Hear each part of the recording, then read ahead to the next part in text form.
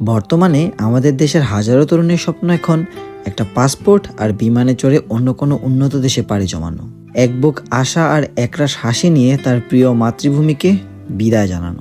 বাহিরে আসার প্রথম কয়েক মাস সবকিছুই স্বপ্নের মতো মনে হয়। এখানকার পরিচ্ছন্ন পরিবেশ, উন্নত যাতায়াত ব্যবস্থা আর নাগরিক সুযোগ সুবিধা দেখে মনে হয় জীবনের সব সুখ বুঝি এখানেই। কিন্তু যত সময় পার হয়, ঝকঝকে শহরের আড়ালে লুকিয়ে থাকা একাকিত্বটা বেরিয়ে আসে। তখন মনে পড়ে সেই জীবনের কথা, যেটাকে ফেলে রেখে এত দূরে পাড়ি জমিয়েছে।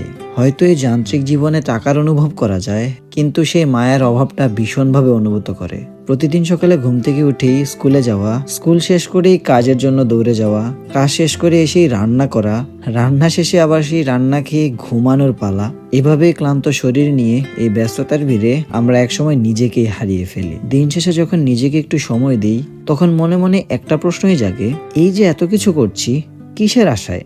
এই উন্নত জীবন কি সত্যি আমাদের সেই ফেলে আসা দিনগুলোর চেয়েও বেশি দামি? এই যান্ত্রিক শহরের আড়ালে এক বুক একাকিত্ব নিয়ে বেঁচে আছি। তারপর একটা কথাই মনে পড়ে যায়, behind the bright lights lies a lonely soul.